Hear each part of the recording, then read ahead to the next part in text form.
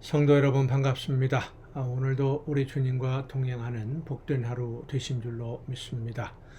오늘 우리가 함께 은혜를 나눌 본문 말씀 요한복음 5장 16절부터 18절까지에 있는 말씀입니다. 요한복음 5장 16절부터 18절까지에 있는 말씀 봉독합니다. 그러므로 안식일에 이러한 일을 행하신다 하여 유대인들이 예수를 박해하게 된지라. 예수께서 그들에게 이르시되 내 아버지께서 이제까지 일하시니 나도 일한다 하시매 유대인들이 이로 말미암아 더욱 예수를 죽이고자 하니 이는 안식일을 범할 뿐만 아니라 하나님을 자기의 친아버지라 하여 자기를 하나님과 동등으로 삼으심이로라. 아멘. 안식일에 병자를 치료해서 낫게 해주시고 또 안식일에 병자가 누워있던 자리를 들고 걸어가라 하신 일로 인해서 유대인들이 예수님을 핍박하기를 시작했습니다. 38년 동안 병들었던 사람을 아무 조건 없이 건강하게 회복시킨 것이 여러분 핍박을 받을 만한 일이겠습니까? 핍박할 일이 아니라 칭찬하고 상을 주어도 모자랄 일 아니겠습니까? 그런데 유대인들은 안식일에 병을 고쳤고 안식일을 범하게 만들었다라고 하는 이유만으로 예수님을 핍박하고 박해를 했던 것입니다. 본질을 알지 못하면서 형식과 절차의 문제로 본질을 왜곡하는 어리석은 행동을 한 것이 바로 유대인들의 모습입니다. 그런데 예수님은 이런 일로 인해서 핍박하는 유대인들에게 내 아버지께서 이제까지 일하시니 나도 일한다 이렇게 말씀하심으로 인해서 하나님과 자신을 동등한 지위로 표현하셨고 그렇기 때문에 유대인들의 더 큰 증오를 불러일으켰고 미움과 분노로 가득 찬 유대인들은 예수님을 죽이려는 계획을 세우기까지 합니다. 38년 동안 질병으로 고통받던 사람이 건강을 회복했으면 축하하고 칭찬해야 되는데 유대인들의 반응은 분노였습니다. 그리고 미움이었어요. 성경에는 그런 기록들이 나와 있지 않습니다만은 이 병자의 가족들이나 혹은 친척들 혹은 가까운 이웃들도 다른 유대인들처럼 왜 안식일에 병을 고쳤느냐고 예수님에게 항의하고 분노하고 질책하고 그랬을까요? 왜 이런 전혀 상반되는 반응들이 유대인들로부터 나오게 된 것일까 생각해 보면 가치관의 차이가 이런 다른 반응을 불러일으킨다라고 하는 것을 알 수 있습니다. 가치관의 차이, 무엇을 더 중요하게 여기느냐 하는 관점의 문제입니다.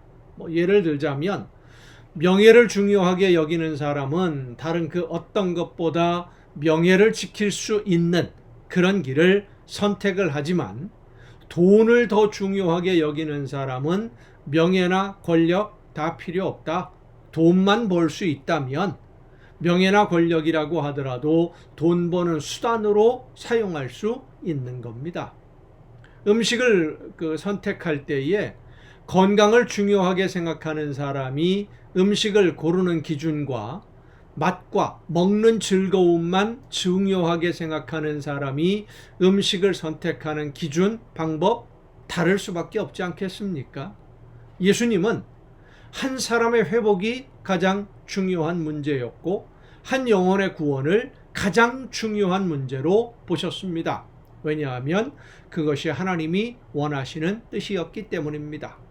그런데 유대인들은 한 사람의 회복이나 영혼의 구원보다 율법이라는 규정을 지키고 법을 지키는 것을 더 중요하게 생각한 것입니다. 물론 유대인들이 율법을 지키려고 했던 그 목적이 단순하게 법을 지켜야 한다라는 것이 아니라 그 율법이 하나님의 말씀이고 하나님의 명령이기 때문에 하나님의 말씀을 따라 살아야 한다. 이런 목적의식을 가지고 율법을 지키고 하나님의 말씀을 전한 선지자들의 말을 귀담아 듣고 또 지키고 율법의 해석, 선지자들의 글을 해석한 가르침들을 그들의 삶의 중요한 규범으로 삼았던 것입니다마는 율법의 규정을 엄하게 지키려고 하면서 하나님이 원하시는 뜻이 무엇인지를 깨닫지는 못하는 본말이 전도된 것을 그들은 알지 못하고 있었던 것입니다.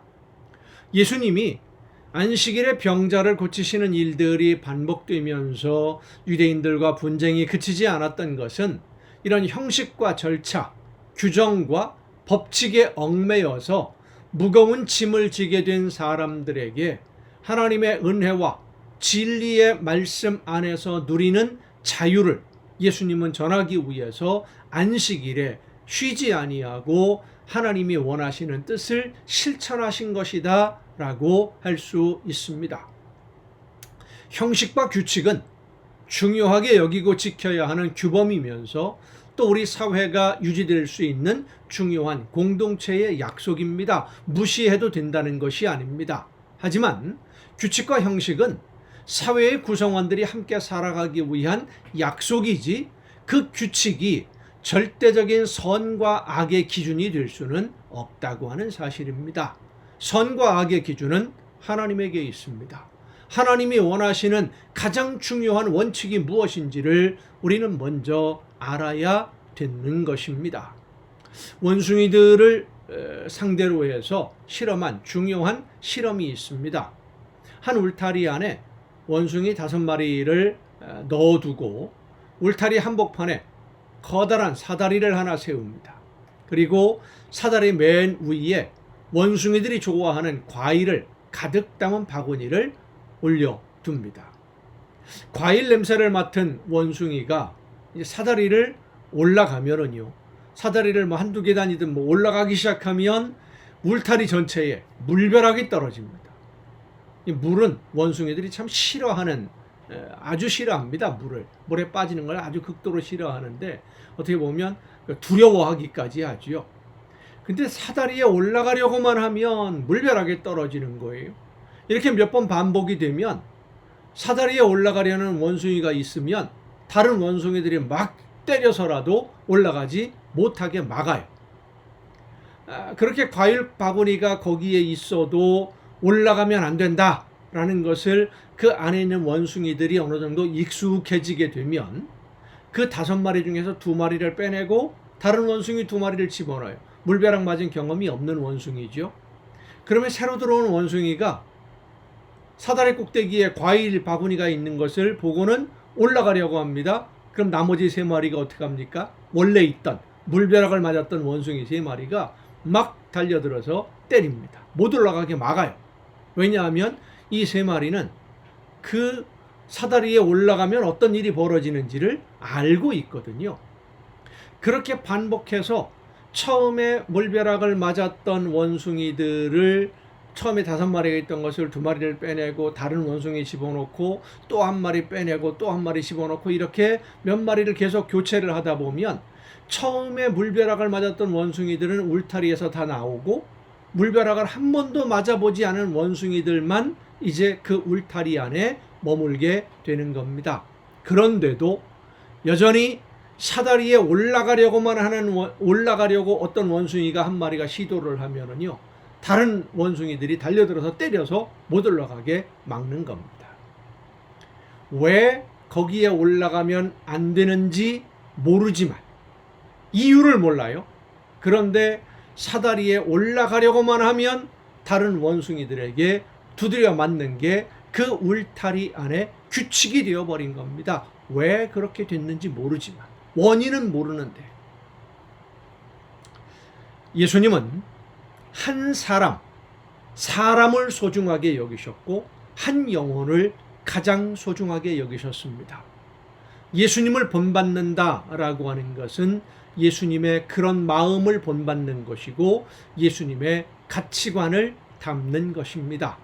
하나님이 오늘 우리에게 원하시는 뜻이 무엇인지를 깨닫고 하나님이 원하시는 뜻대로 하나님이 기뻐하시는 뜻을 이루기 위해서 하나님이 우리에게 말씀하시는 그 음성을 듣고 성령의 인도하심을 따라 한 사람을 소중하게 여기며 한 영혼을 소중하게 여기는 여러분 모두가 될 수 있기를 간절히 바랍니다. 기도하시겠습니다.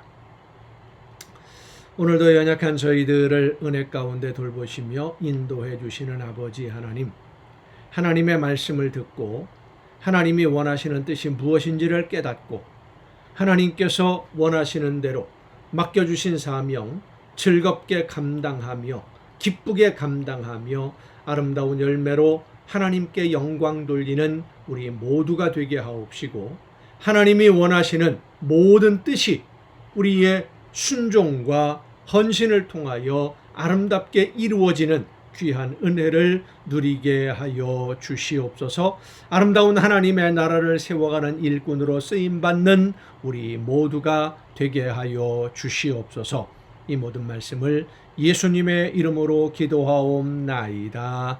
아멘. 여러분 수고 많으셨습니다.